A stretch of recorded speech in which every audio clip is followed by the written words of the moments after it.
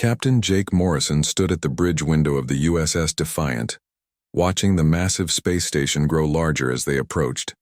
Nexus Prime was huge, bigger than any human city, floating in the darkness between stars. Lights blinked across, its surface like scattered diamonds. This was where 12 different alien races would meet to talk about the war. The war against the Void Hunters had been going badly. Entire colonies were disappearing without warning. Ships that went to investigate never came back. Nobody knew much about these enemies except that they were deadly, and they were getting closer to the core worlds every day. Admiral Lisa Carter walked up behind Morrison. She was a tall woman with gray hair and tired eyes. She had been fighting wars longer than most people had been alive. "How do you think they will react to us?" she asked quietly. Morrison did not answer right away. He knew what she meant. The USS Defiant was not like the other warships that would be at this meeting. While alien ships were built for speed and looked like deadly arrows cutting through space, the Defiant looked like a flying brick. It was wide, thick, and moved slowly compared to everything else. "They will probably laugh," Morrison said. "They always do." The docking process took longer than usual. The station had to adjust its docking arms because the Defiant was shaped differently from alien ships. Morrison could already imagine what the other commanders were thinking as they watched the clumsy human ship struggle to dock properly. An hour later, Morrison and Carter walked into the main meeting hall. The room was enormous, with a round table in the center that could seat 50 beings. Representatives from 12 different species were already there, and Morrison could feel their eyes on him as he entered. Commander Zixtal was the first to speak. He was a reptilian creature from the Cathari Empire, covered in green scales that seemed to shimmer under the lights. His ships were famous for being faster than lightning. "So the humans finally arrive," Zixtal said, his voice making a hissing sound. "I saw your ship docking. Does it always move that slowly, or is something broken?" Several other aliens made sounds that Morrison guessed were laughter. High Admiral Velthar, a tall crystalline being whose body looked like it was made of living glass, spoke next. "Perhaps humans should focus on building cargo ships instead of warships," Velthar said. His voice sounded like wind chimes in a gentle breeze. "Your vessel seems more suited for moving supplies than fighting battles." General Quinda, who looked like a giant insect with 4 arms and compound eyes, clicked her mandibles together. "The Hive has watched human ships in combat simulations. They are indeed very slow. We wonder how humans survived long enough to reach the stars." Morrison sat down without responding to any of the comments. He opened a small notebook and began writing. This seemed to amuse the aliens even more. "Look," whispered another alien. "Commander. The human takes notes with primitive tools. Do they not have computer systems?" The meeting officially began when Fleet Admiral Corex, the station commander, activated the holographic display in the center of the table. A 3-dimensional map of the galaxy appeared, showing the areas where Void Hunter attacks had occurred. "The situation is worse than we initially believed," Corex announced. His species looked somewhat like humans, but with blue skin and large black eyes. "The Void Hunters have destroyed 47 colonies in the past 6 months. They are moving toward the core systems in a clear pattern." Morrison studied the map carefully while other commanders talked about their ships and their battle plans. The aliens seemed to focus on how fast they could move and how quickly they could strike. They spoke of hit-and-run tactics, lightning, raids, and overwhelming speed. "The key is to strike before they know we are there," Zixtal said confidently. "My ships can reach attack position in minutes and be gone before the enemy can respond." "Speed is indeed crucial," agreed Velthar. "Our vessels move at near-light velocity. We can attack from multiple directions simultaneously." Morrison continued, writing in his notebook, occasionally looking up at the holographic display. He noticed things the other commanders seemed to miss. The attack patterns were not random. There was a structure to how the Void Hunters moved, a logic that suggested they were not just mindless destroyers. Admiral Carter spoke for the first time. "What do we know about Void Hunter capabilities? How do they fight?" The room became quieter. Corex manipulated the display to show recordings from the few ships that had escaped Void Hunter encounters. They appear and disappear without warning, Corex explained. Their ships can become invisible to most sensors. They phase in and out of normal space, making them nearly impossible to target. Morrison looked up from his notebook. How long do the phase transitions take? Several aliens looked at him with what might have been surprise that he had spoken. The transitions appear instantaneous, Corex replied. Appear to be instantaneous, Morrison corrected quietly, then went back to his writing. Zixtal laughed, a sound like steam escaping from a pipe. The human thinks he knows better than our best scientists and sensor operators. The meeting continued for several hours. Battle groups were formed and assignments were given. Morrison listened as the alien commanders divided up the most dangerous and important missions among themselves. They spoke of glory and quick victories. Finally, Corex announced the task assignments. The human fleet will be assigned to rear guard duties. You will protect our supply lines and provide backup support as needed. Morrison nodded without showing any emotion. He had expected this. Rear guard duty meant staying far from the real, fighting, protecting cargo ships and supply convoys while the real warriors engaged the enemy. As the meeting ended and the commanders began to leave, Morrison heard more comments about human ships and human capabilities. At least they will be safe in the back where they cannot slow us down, one alien said to another. Their ship probably cannot even keep up with our supply vessels, another replied. Morrison and Carter walked back to their ship in silence. Only when they were alone in Morrison's quarters did Carter speak. That went about as expected, she said. Morrison poured 2 cups of coffee from an old machine that had been with him for years. They see what they expect to see, he said calmly. A slow ship with a slow crew. And what do you see? Carter asked. Morrison looked out the small window at the alien ships docked nearby.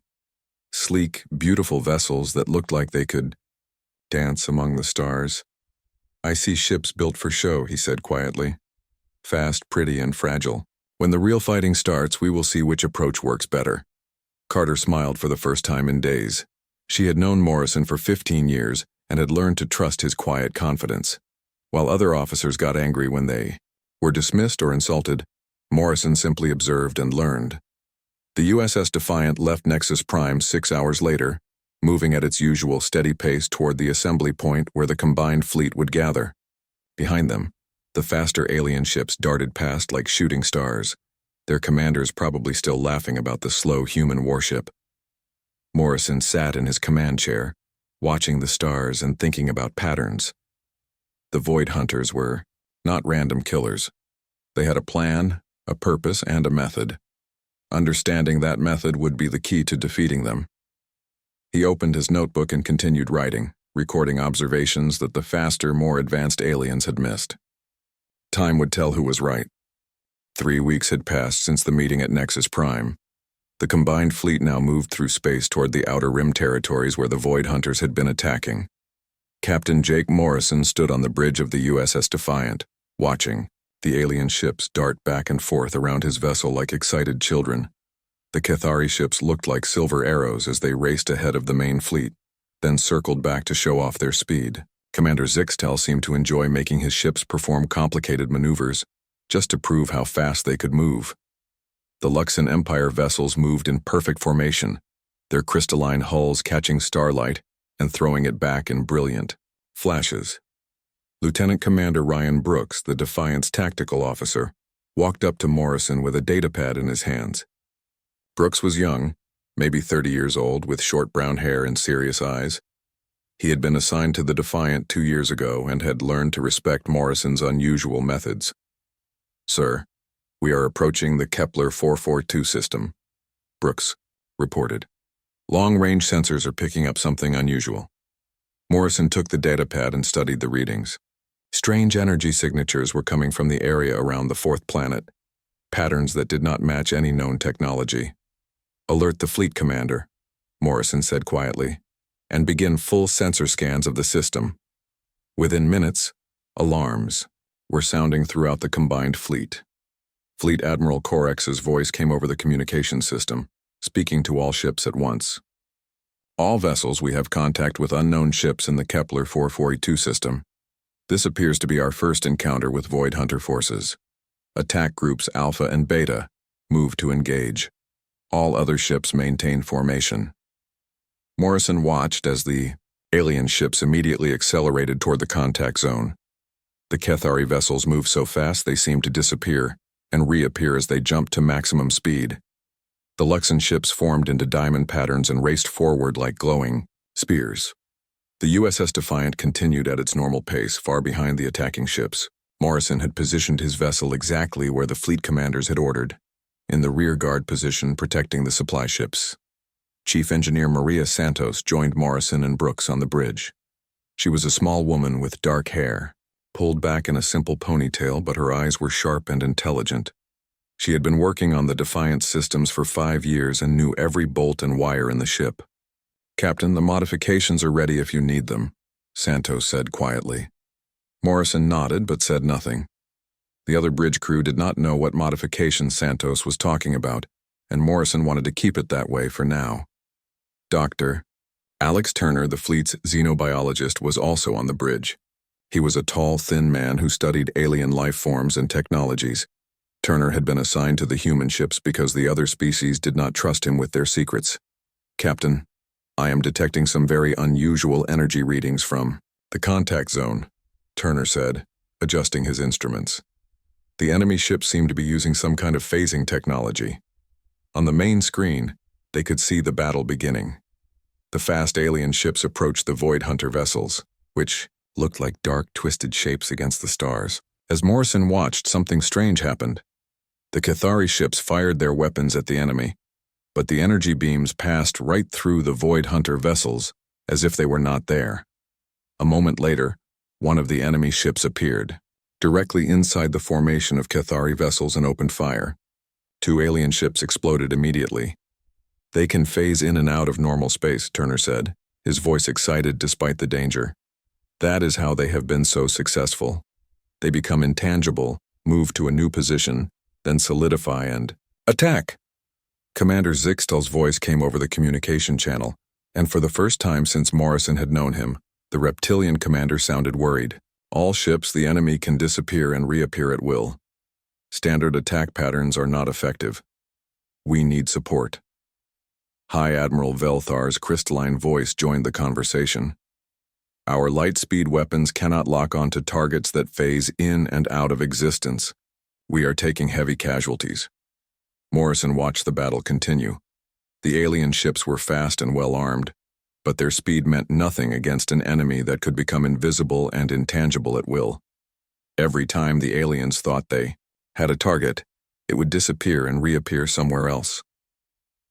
More alien ships were destroyed as the Void Hunters used their phasing ability to appear inside enemy formations or directly behind unsuspecting vessels. The beautiful, fast ships that had mocked the slow human vessel were being picked apart one by one. "Captain," Brooks said, "should we move to assist?" Morrison was studying his instruments carefully.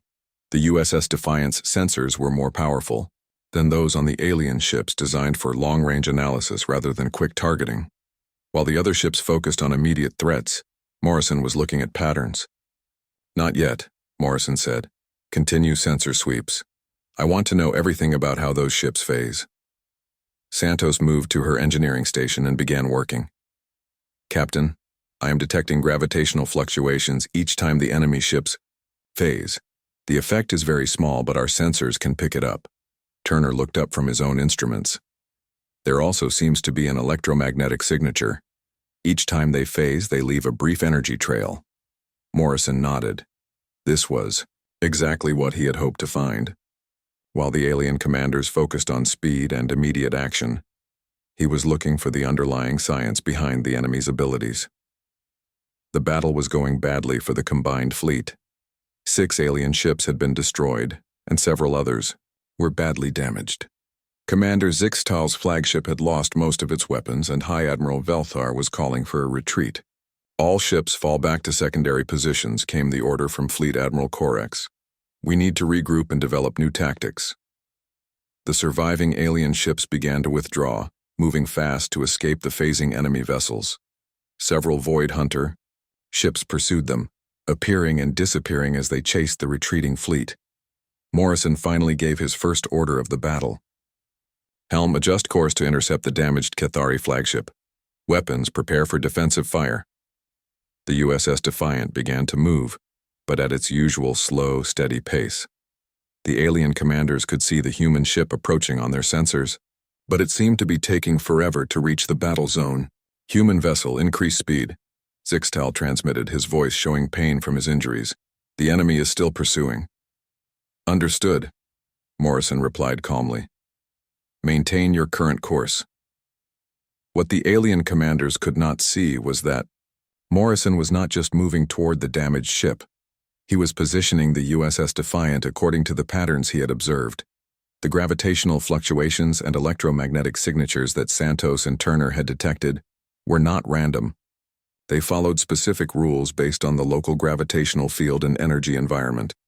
As the USS Defiant approached, two Void Hunter ships materialized near the damaged Cathari vessel, preparing to finish it off. But Morrison had predicted exactly where they would appear. The moment the enemy ship solidified, the USS Defiant opened fire. The human ship's weapons were not as fast as alien technology, but they were much more powerful. Both Void Hunter vessels were destroyed instantly. Commander Zixtal's ship limped to safety behind the USS Defiant's protective fire.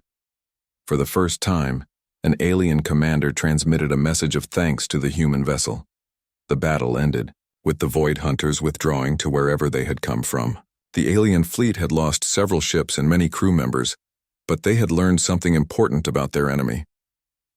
Back on the bridge of the USS Defiant, Morrison was already planning for the next encounter. He had begun to understand how the Void Hunters fought and, more importantly, how their phasing technology worked.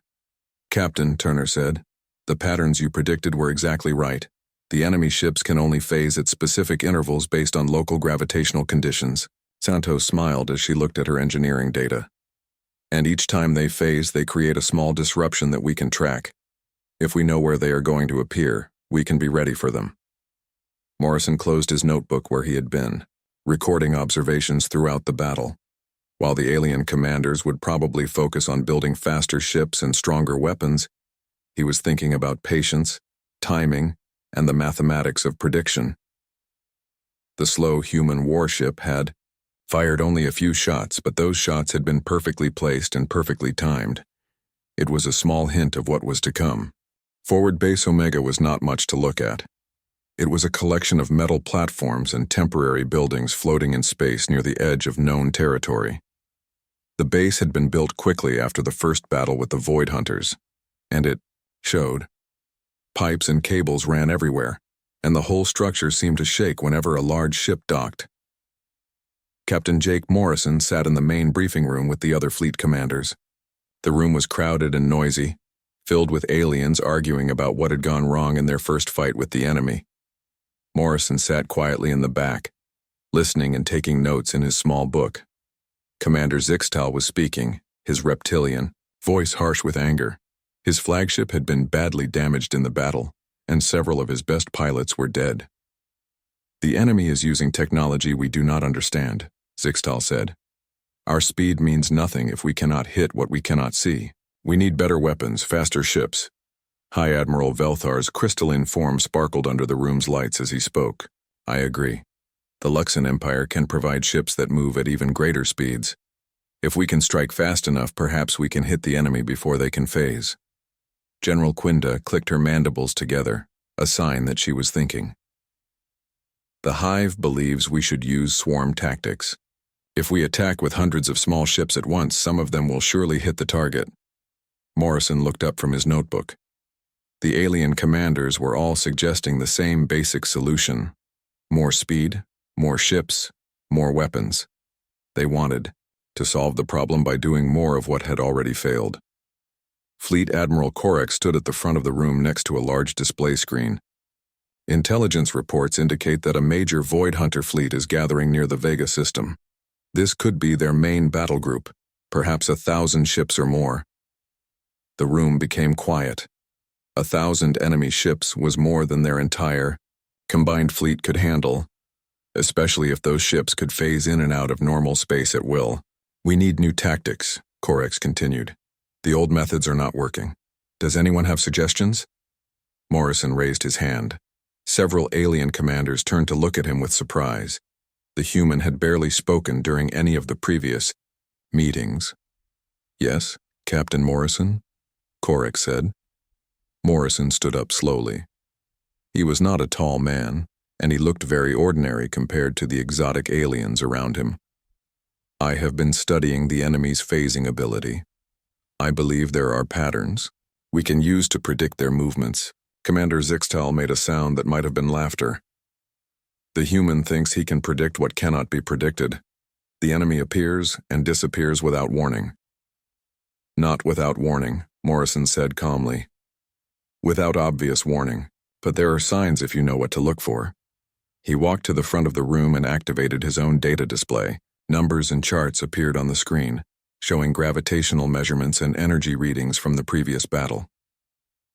Every time a Void Hunter ship phases, it creates small disruptions in the local gravitational field, Morrison explained.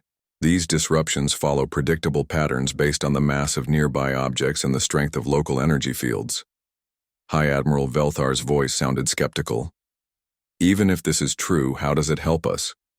We cannot calculate such complex mathematics in the middle of a battle. Morrison smiled slightly. Human computers can. Our ships are designed for long-term analysis and pattern recognition. While your vessels focus on speed and immediate response, ours focus on understanding and prediction. He changed the display to show a simulation of the previous battle. If I am correct, the enemy cannot phase randomly. They must follow the laws of physics, which means their movements can be calculated in advance. Dr. Alex Turner stood up from where he had been sitting near the back of the room. Captain Morrison is correct about the physics involved. I have been analyzing the electromagnetic signatures left by phasing ships. Each phase creates a brief energy trail that points toward where the ship will reappear. Chief Engineer Maria Santos also stood. The USS Defiant's computer systems have been calculating these patterns since our first encounter. We now have enough data to make predictions with reasonable accuracy. The alien commanders looked at each other uncertainly.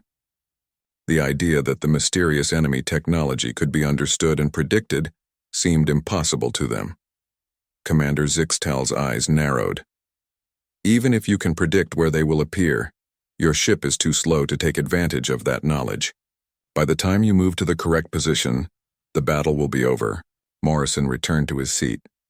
Speed is not always about how fast you move.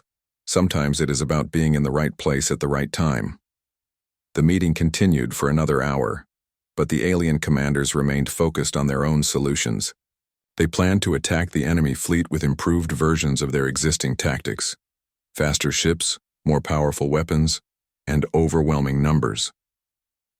As the meeting ended, Morrison was approached by Admiral Lisa Carter, who had been listening from the side of the room. They are not going to listen, Carter said quietly. I know, Morrison replied. But when their methods fail again, they might be more willing to consider alternatives. Later that evening, Morrison met with his senior staff in the USS Defiant's conference room. The room was small and simple with a plain metal table and basic chairs. It was very different from the elaborate meeting spaces on alien ships. Chief Santos spread out several technical diagrams on the table. The modifications are complete, Captain. The ship's power systems can now store energy for much longer periods, and our targeting computers have been upgraded to handle the prediction calculations. Dr. Turner added his own reports to the pile. I have identified 3 different types of Void Hunter ships based on their phasing signatures. Each type has slightly different capabilities and limitations. Lieutenant Commander Ryan Brooks looked up from his tactical displays. Sir, the alien fleet is planning a direct assault on the enemy gathering point. They want to hit the Void Hunters before they can organize their forces. Morrison nodded. He had expected this. The alien commanders believed that speed and aggression were always the answer to military problems. They could not imagine that patience and careful planning might be more effective. What are our orders? Santos asked. The same as always, Morrison replied. Rear guard duty. We are to protect the supply ships and provide backup support. Brooks frowned. Sir, if your predictions are correct, We could be much more effective in a forward position. Morrison smiled. The alien commanders need to learn some lessons before they will be ready to accept help. Our time will come. Over the next few days, the combined fleet prepared for the assault on the Void Hunter gathering. The alien ships practiced high-speed attack formations and tested new weapon systems. The USS Defiant remained at the back of the fleet, moving slowly and steadily toward the battle zone. Morrison spent his time studying more data and refining his predictions. Santos worked on the ship's systems, making sure everything would be ready when the moment came. Turner continued his analysis of enemy technology, building a more complete picture of how the Void Hunters fought. As they approached the Vega system, long-range sensors detected the enemy fleet. It was even larger than intelligence had suggested, over 1,500 ships arranged in a complex formation around the system's outer planets. The alien commanders held one final meeting before the battle. Morrison attended but said very little. He could see that the other officers were nervous but trying to hide it behind aggressive talk and confident plans. "We will strike at maximum speed from 3 directions," Commander Zixtal announced. "The enemy will not be able to respond to attacks from so many angles at once." High Admiral Velthar agreed. "Our combined firepower should be sufficient to break through their defenses before they can coordinate their phasing abilities." Morrison looked at his notebook one more time, checking the calculations that Santos and Turner had helped him develop. The alien plan would fail just as their previous tactics had failed. But this time, the failure might be so complete that the survivors would finally be ready to try something different. The USS Defiant took its assigned position at the rear of the fleet, far from the planned battle zone. Morrison sat in his command chair, watching the alien ships accelerate toward their destiny. Soon everyone would learn what happened when unstoppable force met immovable patience. The asteroid field around New Geneva stretched for millions of kilometers in every direction. Giant rocks tumbled slowly through space, some as large as cities, others no bigger than houses. The mining colony on New Geneva had been abandoned 3 days ago when sensors detected the approaching Void Hunter fleet. Captain Jake Morrison stood on the bridge of the USS Defiant, watching the tactical display as the combined fleet moved into position. The alien ships looked beautiful and deadly as they raced between the asteroids, their hulls gleaming in the light of the distant star. The Void Hunter fleet was already there, waiting. 1,500 dark ships hung motionless in space like a cloud of death. They had positioned themselves carefully among the largest asteroids, using the massive rocks as cover and gravitational anchors. Lieutenant Commander Ryan Brooks looked up from his sensor station. "Captain, I am detecting some kind of command ship at the center of the enemy formation. It is much larger than the others, possibly their flagship." Morrison nodded, but kept his attention on the gravitational readings that Chief Engineer Maria Santos was monitoring. The asteroid field created a complex web of gravitational forces that would affect how the enemy ships could phase. This was exactly the kind of environment where his predictions would be most accurate. Commander Zixtal's voice came over the communication system, sounding confident and aggressive. "All ships, begin attack formation Alpha. We will strike from 3 directions simultaneously. The enemy will not be able to defend against so many targets at once." The alien ships immediately accelerated to maximum speed. The Cathari vessels darted between asteroids like silver arrows, moving so fast they seemed to disappear and reappear. The Luxon Empire ships formed perfect diamond patterns, their crystalline hulls creating brilliant light shows as they reflected starlight. Morrison watched calmly as the attack began. The alien ships opened fire as soon as they came within range, sending streams of energy weapons toward the Void Hunter fleet. For a moment, it looked like the assault might succeed. Then the enemy ships began to phase. The Void Hunters did not phase randomly as they had in previous battles. This time they moved with coordination and purpose. Groups of enemy ships would disappear together, then reappear in perfect positions to surround small formations of alien vessels. Commander Zixtal's ships found themselves trapped as dozens of Void Hunter vessels materialized around them. The reptilian commander's voice came over the radio, no longer confident. "All units, they are appearing inside our formations. We cannot target them effectively. High Admiral Velthar tried to use his ship's superior speed to escape the enemy traps. But the Void Hunters seemed to know exactly where the crystalline vessels would go. Every time Velthar's ships changed direction, enemy vessels appeared in their path. "This is impossible," Velthar transmitted. "They are predicting our movements." General Quinda's swarm tactics failed completely. Her hundreds of small ships were picked off one by one as Void Hunter vessels materialized among them and destroyed them before disappearing again. Morrison continued to watch from his position, at the rear of the fleet. The USS Defiant had not moved from its assigned location, far from the main battle. To any observer, it would look like the human ship was doing nothing while the alien vessels fought and died. But Morrison was not doing nothing. He was learning. Dr. Alex Turner worked at his science station, recording every energy signature and gravitational fluctuation created by the phasing enemy ships. "Captain, the patterns are becoming clearer. The enemy is using the asteroid's gravitational fields to enhance their phasing ability." Chief Santos monitored her engineering displays. "The power systems are fully charged, Captain. All modifications are ready for activation." Morrison opened his notebook and made a few final calculations. The battle was going exactly as he had predicted. The alien ships were fast and powerful, but they were fighting the wrong kind of battle against the wrong kind of enemy. A new voice came over the communication system. It was deep and strange, speaking in accented but clear English. "I am Admiral Kesavara of the Void Hunter Fleet. Your ships fight bravely but foolishly. You cannot defeat what you cannot understand." Fleet Admiral Corex tried to respond, but his ship was under heavy attack and could barely maintain communications. Admiral Kesavara continued speaking. "We have watched your species for many cycles. You build fast ships and powerful weapons, but you do not think. You react instead of planning. This is why you will lose." Morrison smiled slightly. The enemy commander was wrong about one thing. Not all the species in the combined fleet thought the same way. The battle was becoming a massacre. More than half. The alien ships had been destroyed, and the survivors were scattered throughout the asteroid field. Commander Zixtal's flagship was badly damaged and drifting.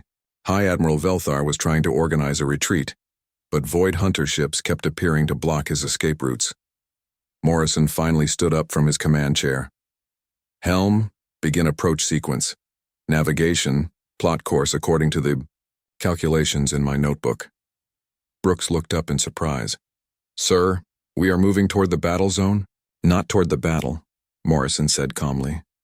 "Toward where the battle is going to be." The USS Defiant began to move, but at its usual slow, steady pace. To the alien commanders who could see it on their sensors, the human ship seemed to be taking forever to reach the fighting. "Human vessel," Zixtal transmitted desperately. "Increase speed. The enemy is destroying us." Morrison did not reply. Instead, he watched his tactical display as the USS Defiant moved along a path that seemed random to outside observers. The ship was not heading directly toward any particular enemy formation or trying to rescue any specific Allied vessel. But Morrison's path was not random. Every turn and course change had been calculated based on gravitational fields, energy, patterns, and the mathematical principles that governed how the Void Hunters could phase through space. Santos began activating the ship's hidden modifications. Power that had been building up for weeks was channeled into targeting systems that could calculate probable enemy positions minutes in advance. Weapons that looked old and slow were actually designed to deliver massive amounts of energy with perfect precision. Turner monitored his sensors as the USS Defiant approached the main battle area.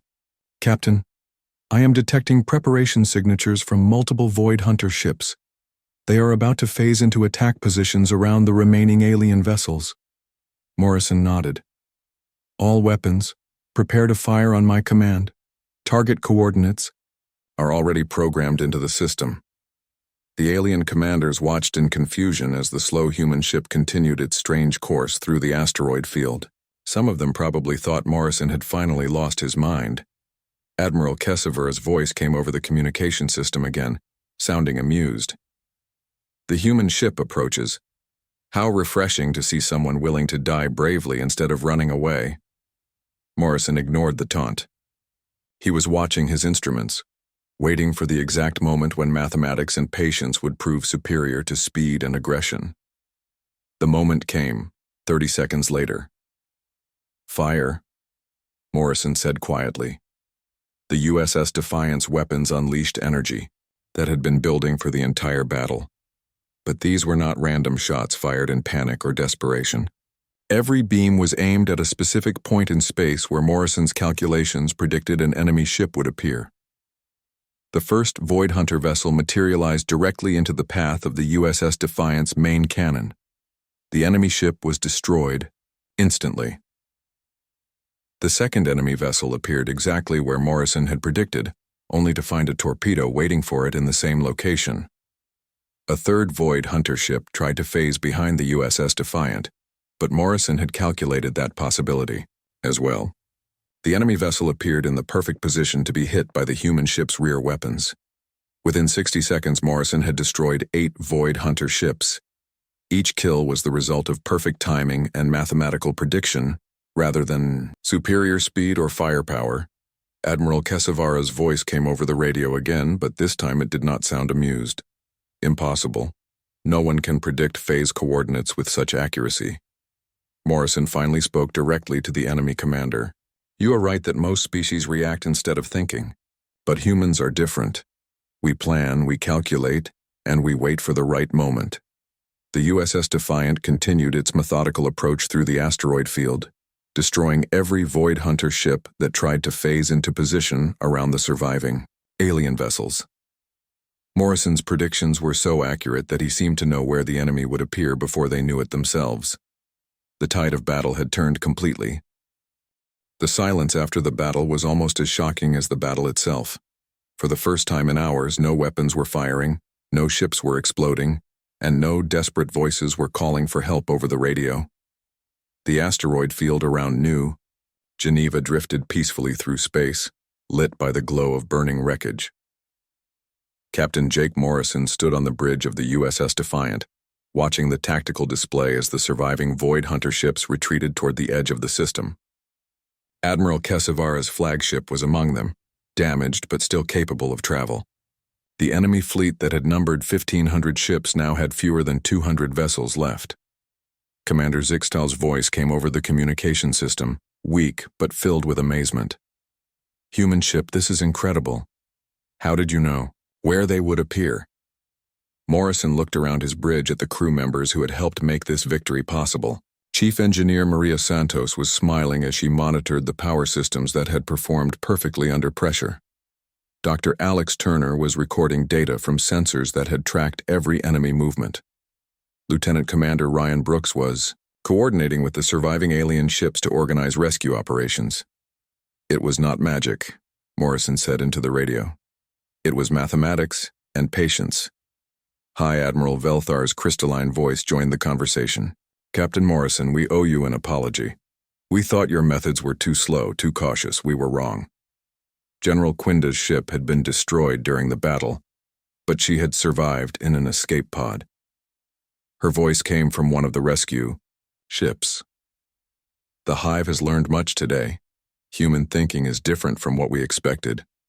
Over the next few hours, the surviving ships of the combined fleet gathered around the USS Defiant. The alien commanders who had mocked the slow human, so Warship now looked at it with respect and curiosity. Many of them requested to come aboard and speak with Morrison directly. The main meeting was held in the USS Defiant's conference room. The room was still small and simple, with basic furniture and plain walls, but now it seemed like the most important place in the galaxy as alien leaders sat around the metal table and listened to Morrison explain his methods. "The key was understanding that the enemy's phasing ability follows natural laws," Morrison said, referring to his notebook filled with calculations and observations. "They cannot appear anywhere they want at any time they want. They must work within the rules of physics." Commander Zixtal leaned forward, his reptilian eyes focused intently on Morrison. "But how did you calculate those rules? The mathematics must be incredibly complex." Chief Santos spoke up from her position near the wall. Human computer systems are designed differently from yours. While your ships focus on speed and immediate response, ours focus on long-term analysis and pattern recognition. We have been building these calculation abilities for centuries. Dr. Turner added his own explanation. Every time a void hunter ship phases, it creates small disruptions in gravitational fields and electromagnetic patterns.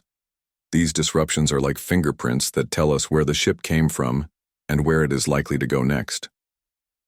High Admiral Velthar's voice sounded thoughtful. So while we were trying to react faster than the enemy could move, you were predicting where they would move before they knew it themselves. Morrison nodded. Speed has its place in warfare, but it is not the only tool. Sometimes the best strategy is to be in the right place at the right time, rather than trying to be everywhere at once. Admiral Lisa Carter, who had been quiet during most of the meeting, finally spoke. Captain Morrison has been developing these theories for years. The USS Defiant was specifically designed to test and implement them. Commander Zixtal looked around the simple conference room with new understanding. Your ship looks slow and outdated, but it is actually the most advanced vessel in the fleet.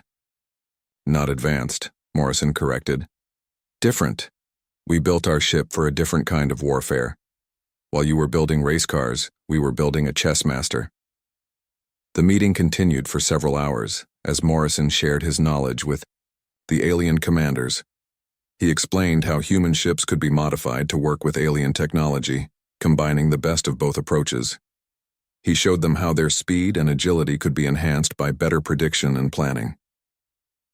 Santos described the modifications that had been made to the USS Defiant, the power systems that stored energy for massive attacks, the computer networks that calculated probability patterns, and the weapons designed for precision rather than rapid fire.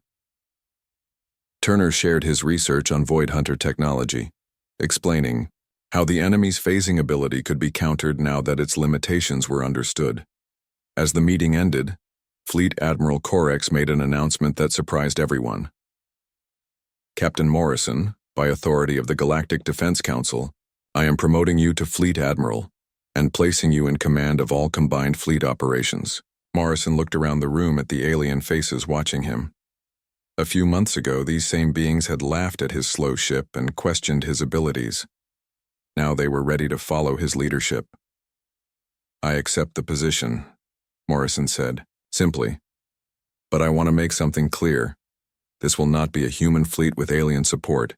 This will be a truly combined force that uses the best abilities of all our species. Over the following weeks, the combined fleet was reorganized, according to Morrison's new tactical doctrine. Fast alien ships were paired with slower human vessels that could predict enemy movements.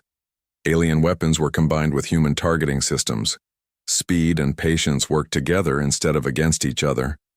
The USS Defiant became the flagship of this new fleet, leading a mixed formation of human and alien vessels. The ship that had once been mocked for its slow speed now set the pace for an entirely different kind of warfare. Admiral Kesavara and the remaining Void Hunter ships were tracked to their base in a distant galaxy. When the combined fleet arrived, to face them, the enemy found themselves fighting an opponent they could not understand or predict. The final battle was not the chaotic free-for-all that previous engagements had been. Instead, it was a carefully orchestrated campaign where every move had been planned in advance. Human prediction guided alien speed, while alien agility enhanced human precision. The Void Hunters, who had terrorized the galaxy for decades, were finally defeated not by superior firepower or overwhelming speed, but by patience, intelligence, and cooperation. Morrison stood on the bridge of the USS Defiant as the last enemy ships surrendered or fled back to their home dimension. Around him, his mixed crew of humans and aliens worked together with the efficiency that came from understanding and respecting each other's strengths. Commander Zixtal, now serving as Morrison's second-in-command, looked at the tactical display, showing their victory. Admiral, I have a question that has been bothering me since our first meeting. Morrison smiled. What is that, Commander? Did you know from the beginning that it would happen this way? Did you plan for us to dismiss your methods so that you could prove them when the time was right? Morrison opened his old notebook and looked at the pages filled with observations and calculations. I knew that different species approach problems in different ways. I also knew that sometimes the best way to teach is to let people learn from their own mistakes. He closed the notebook and looked out at the stars where ships that had once mocked each other now flew together in perfect formation. The important thing is not who was right or wrong, Morrison said. The important thing is that we learned to work together. Speed and patience, aggression and analysis, individual brilliance and cooperative planning. We are stronger together than any of us could be alone. The USS Defiant, the slow human warship that everyone had mocked, continued through space at its steady, methodical pace. But now it was surrounded by ships from 12 different species, all following the lead of the vessel that had taught them the value of being in the right place at the right time. The galaxy was safe, and the lessons learned in the asteroid field around New Geneva would be remembered for generations to come.